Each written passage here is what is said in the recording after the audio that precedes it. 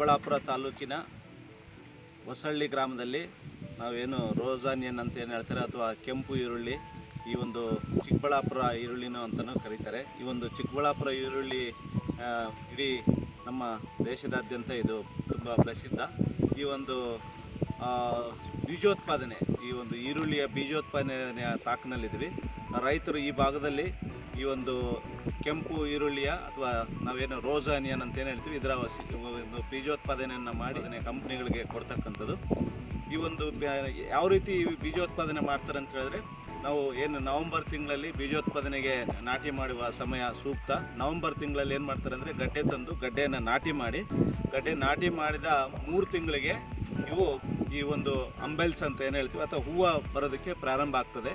ಹೂವು ಬರೋದಕ್ಕೆ ಪ್ರಾರಂಭ ಆದಮೇಲೆ ಕೇವಲ ಒಂದು 15 ದಿವಸದೊಳಗಡೆ ಎಲ್ಲ ಹೂವು ಅದು ಪಾಲಿನೇಷನ್ ಆಗಿ, ಅದರಲ್ಲೂ ಈ ಜೇನುನೊಣಗಳ ಪಾತ್ರ ಪ್ರಾಮುಖ್ಯತೆ ಹೆಚ್ಚಿಗೆ ಇರ್ತಕ್ಕಂಥದ್ದು.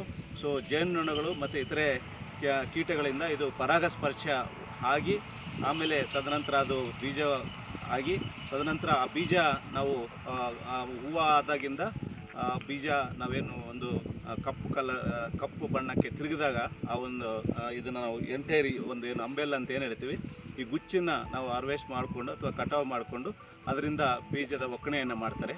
ಸೊ ಹಾಗಾಗಿ ನಾವು ಈ ಹಂತದಲ್ಲಿ, ಹೂವು ಆಡೋ ಹಂತದಲ್ಲಿ ನಾವು ಜೇನು ಸಾಕಾಣಿಕೆಯನ್ನು ಹೆಚ್ಚಿಗೆ ಪ್ರೋತ್ಸಾಹ ಮಾಡಬೇಕು.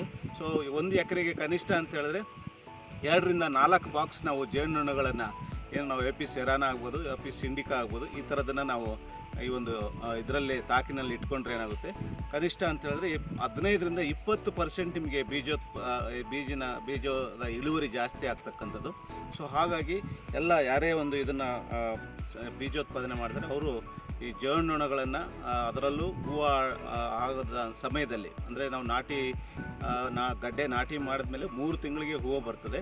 ಈಗ ಏನು ನವಂಬರಲ್ಲಿ ನಾಟಿ ಮಾಡಿದರೆ ಈಗ ಫೆಬ್ರವರಿಲಿ ಎಲ್ಲ ಕಡೆ ತಾವೆಲ್ಲ ನೋಡ್ಬೋದು, ಈಗ ಏನು ಹೂವು ಒಂದು ಹಂತದಲ್ಲಿದೆ. ಹಾಗಾಗಿ ಈ ಜೇನುನೊಣಗಳನ್ನು ಹೆಚ್ಚಿಗೆ ಪ್ರೋತ್ಸಾಹ ಕೊಡೋದಕ್ಕೋಸ್ಕರ ಜೇನು ಪೆಟ್ಟಿಗಳನ್ನು ಇಟ್ಟು ಜೇನುನೊಣಗಳ ಪರಾಗಸ್ಪರ್ಶವನ್ನು ಹೆಚ್ಚಿಗೆ ಮಾಡಿಕೊಂಡ್ರೆ ನಿಮಗೆ ಕನಿಷ್ಠ ಅಂದರೆ 15 ರಿಂದ 20% ಇಳುವರಿ ಹೆಚ್ಚಿಗೆ ಬೀಜ ಬರ್ತಕ್ಕಂಥದ್ದು ಮತ್ತು ಒಳ್ಳೆಯ ನಿಮಗೆ ಆದಾಯನೂ ಸಿಗ್ತಕ್ಕಂಥದ್ದು.